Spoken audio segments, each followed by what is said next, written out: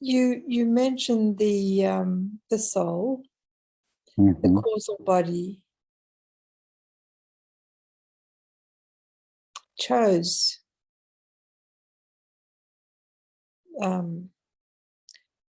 the situation or the life. Does that mean that everything is predetermined? My feeling was that nature or consciousness just continuously played out with no plan. It was just a continuous flow of nature. But when you said we chose this life, does that mean it was predetermined? That's all. Thank you.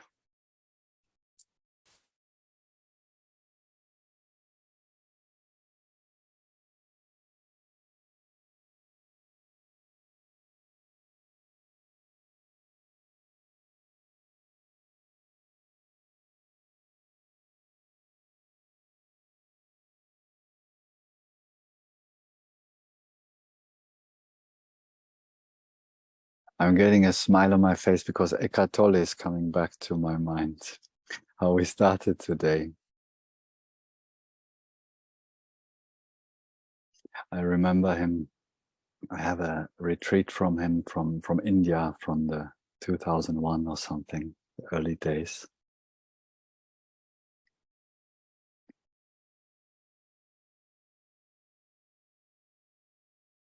And he says something like,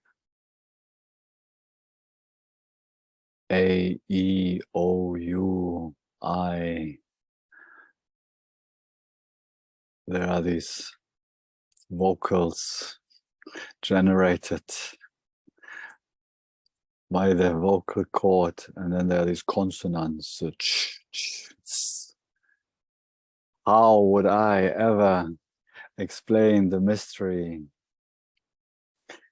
of God, of the universe, with these I, U,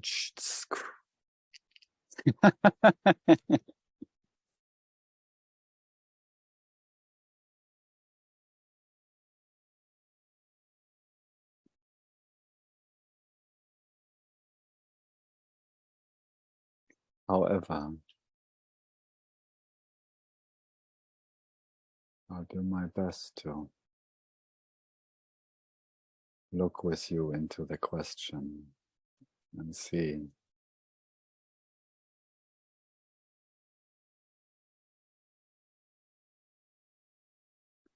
this question of destiny and predetermination. That's why I use this example of Eckhart Tolle's so way beyond the limitation of the human mind, that all words can and will only fail, no matter what I say.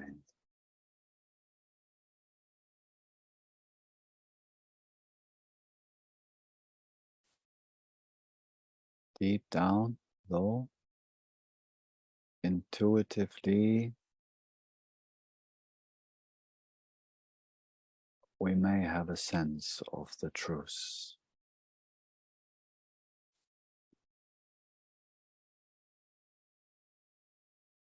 As we may discover so-called past lives, as more we deepen in the felt sense understanding of reality, things may come to consciousness, and we remember as consciousness particular expressions of karma.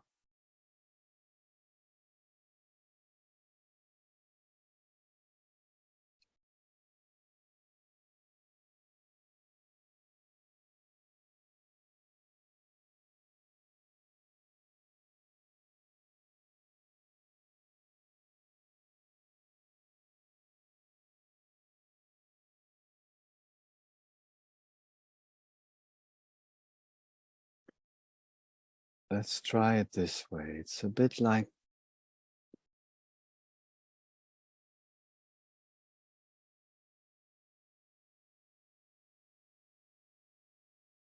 when we go to sleep.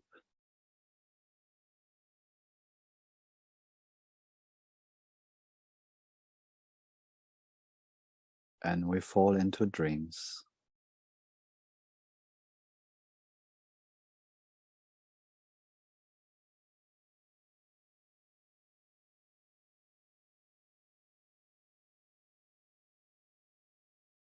And we find ourselves with some friends in a beautiful nature, green, sun is shining, blue skies, wonderful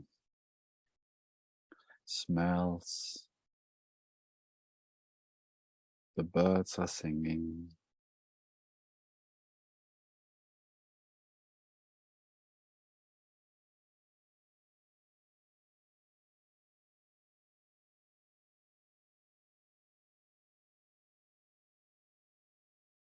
And suddenly an earthquake shakes the situation up and everyone gets into panic and is running for survival in our dream.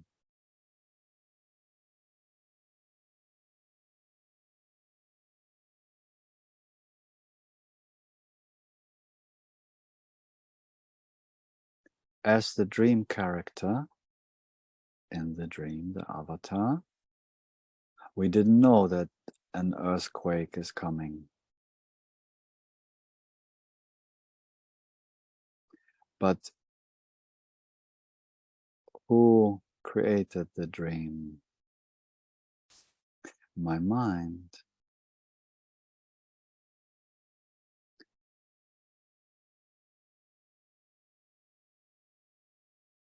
The mind of the dream characters did know about the earthquake coming.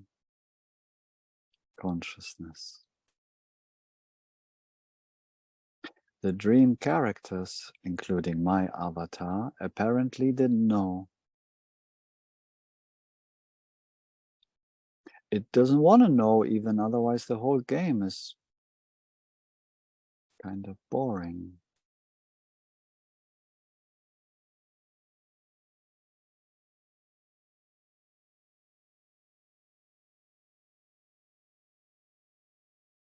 We were surprised by our own creation.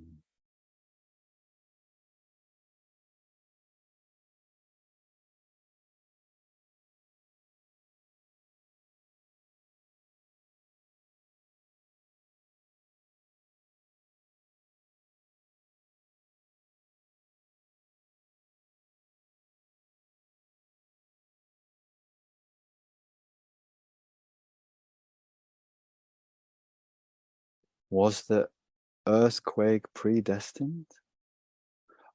Or could have my mind chosen a different outcome? In this scenery, in this beautiful scenery, maybe a thunderstorm.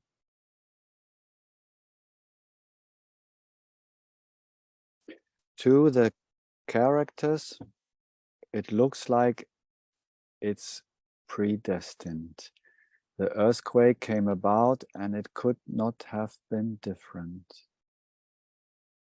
And as it came into manifestation into my dream, it was created by my mind, by consciousness in the bigger picture, mind in the metaphor, in the picture only here of the analogy.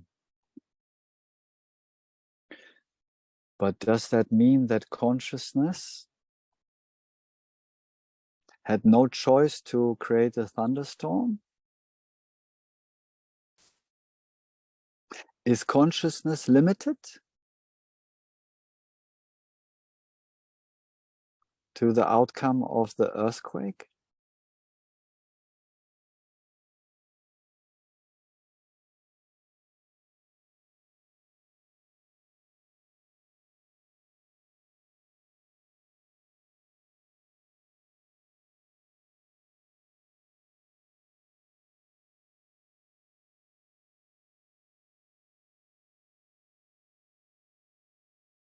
In this analogy,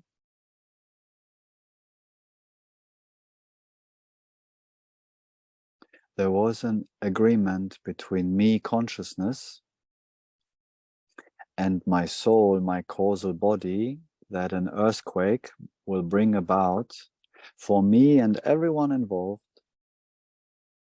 with an unimaginable complexity of intelligence. We have agreed on an earthquake, so to speak. We chose as consciousness, not as the characters in the dream. Impersonally.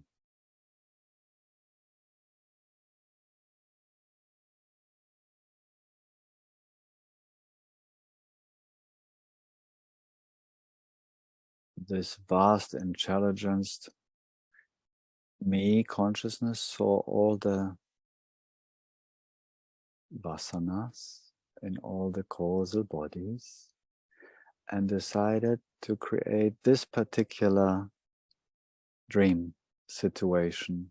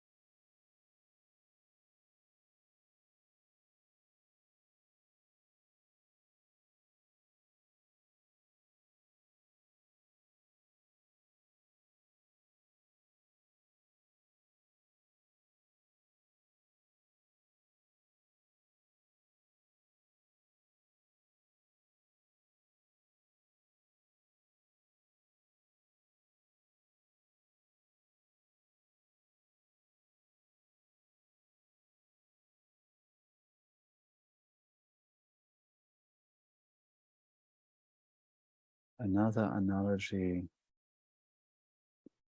came to me once in reference to destiny. It's like, you know, like a rally Dakar or something. Yeah? There are certain stops along the way to the destiny, to the finish line, goes on for weeks. They have certain stops they have to make to get their checkpoint registration and time measured in time and space. How they get to that point through the desert with their racing rally cars is up to them. They are free to go through the desert however they want, but they need to get to these certain points to get to the finish line. Otherwise, they have not fulfilled their task.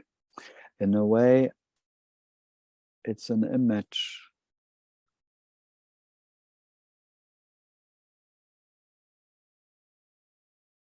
to see that, because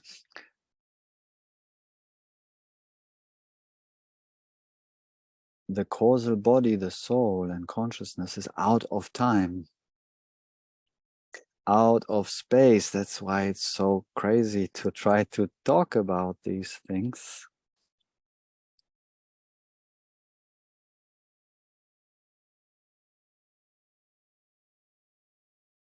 And as I've shown with the other analogy, there is absolute freedom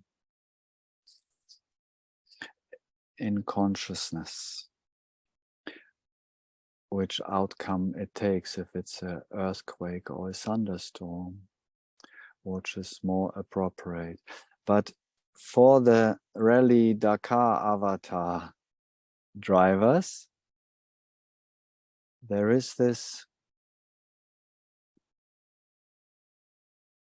as long they're identified being individual persons, even for an individual, there is this limited freedom to drive through the desert, through the play of life, as we wish. It's limited because certain points of karma, of destiny, are there.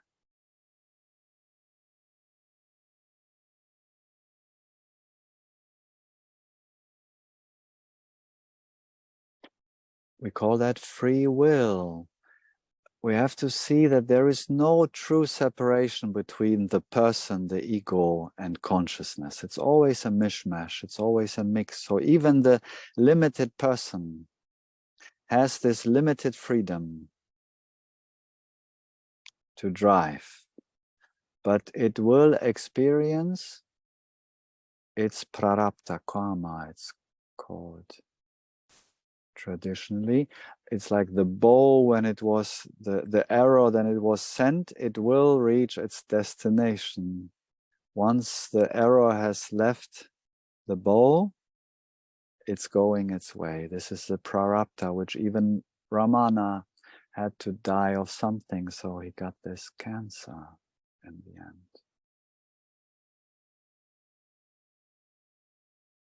So certain points in the play, certain checkpoints are kind of there, that the soul will, let's say, most likely, very most likely experience, because nothing is absolute, because there's absolute freedom in consciousness.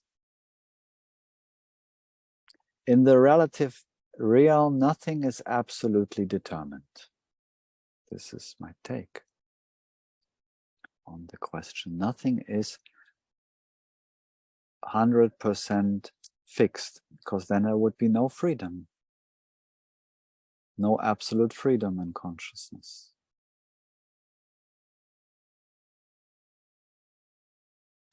But these certain points are determined, so depending on the sense of separation, limitation as a separate person, the journey to those points may be easier or more difficult, with more or less suffering.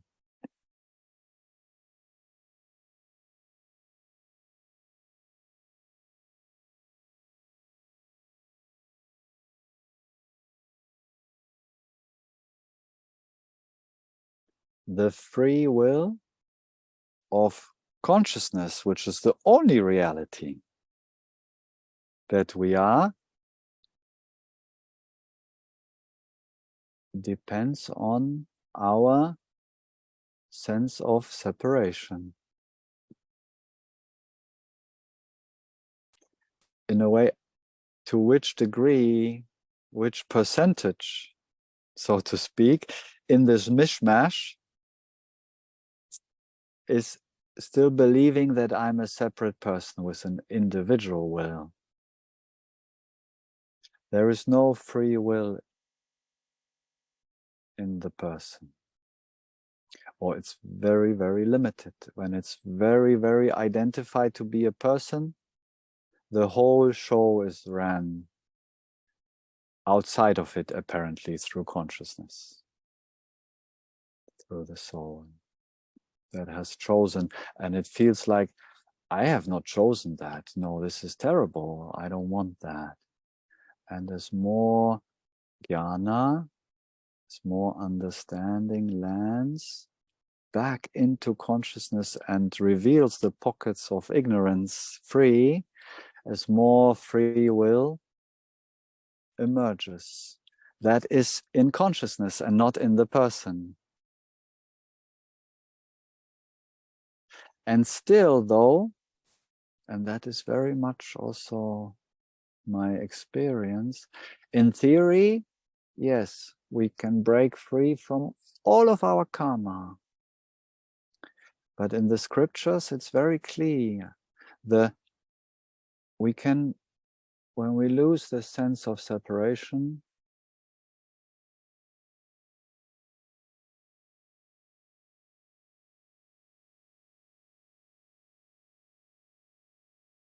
we stop creating new karma.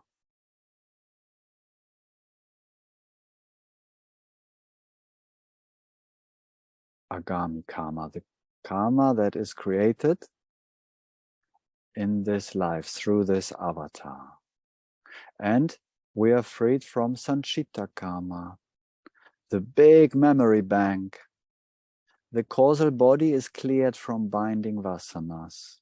But nevertheless, the bow, the arrow has been shot. So somehow this prarabdha karma, and these are all, of course, let me remind you, just images to bring about some understanding, felt sense understanding. This portion of karma of the soul that was chosen for this avatar, this arrow has been shot. And in the very, very most cases, let's see, at least, certain aspects of this rally Dakar will manifest. If I have children, major diseases,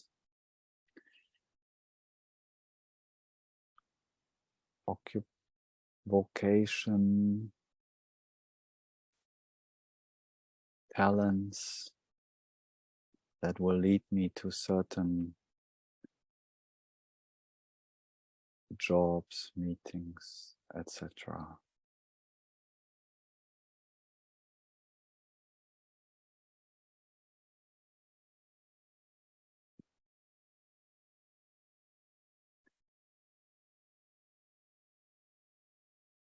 So even in Ramana Maharshi, to many surprising,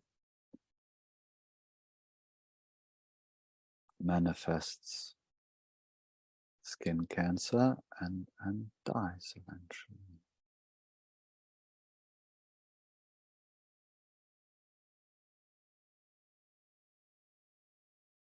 Was it his prarabdha karma, his destiny?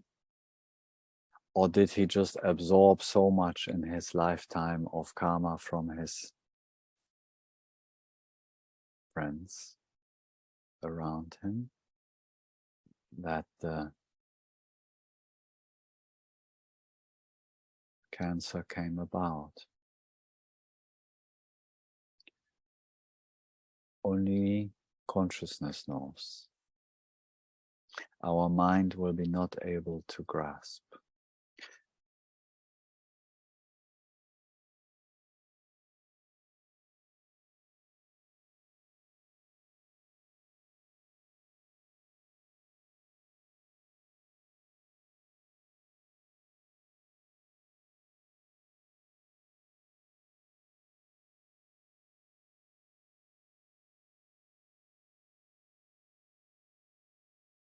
So in theory, there is this absolute freedom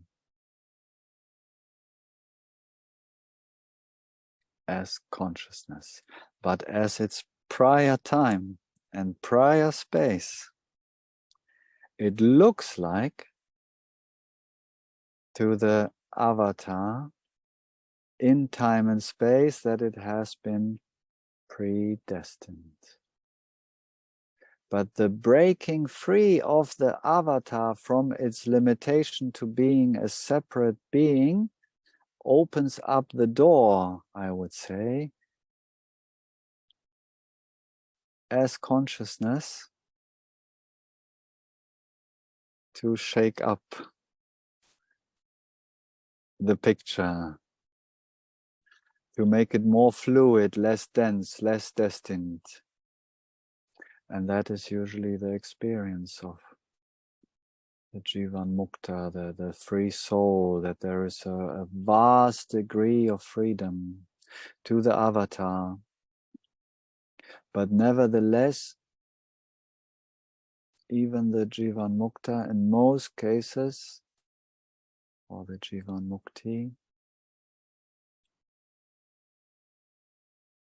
as the avatar experience comes to some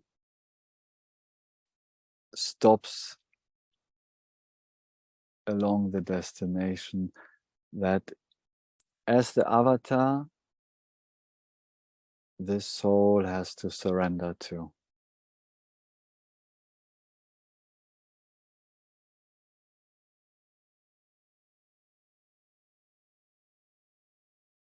In my experience, it's not that like the ego imagines the absolute freedom of consciousness. I will just do what I want and experience what I want, and that's how it's often sold. That is true to a certain degree, but as I am one with the whole expression of consciousness, I am one with every single being, every tree, every other avatar, everything is me. So my choosing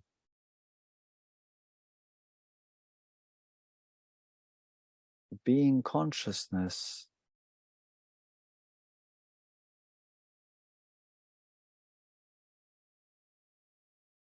is the choosing for the whole of creation. I live, my avatar becomes a living Ishvara.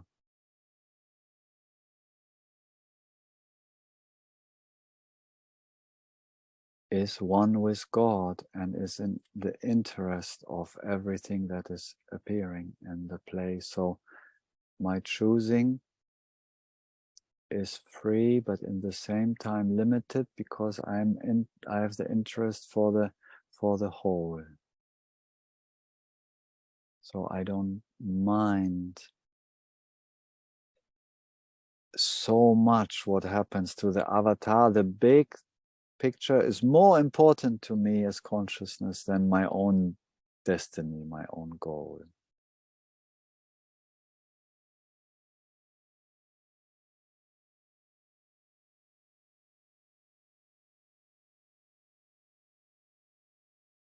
And that is the great paradox that every Jivan Mukta Mukti experiences, this great freedom, the freedom of bondage. And still we hear from the saints and sages that somehow the release of the avatar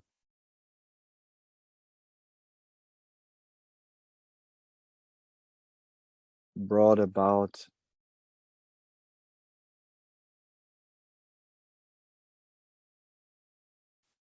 the total freedom, because as the avatar is one with consciousness at that stage, it experiences also certain limitations in context to the unimaginable complexity of the whole.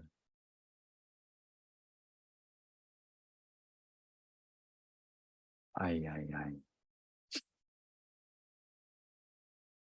I know I'm going to get in trouble starting talking about this.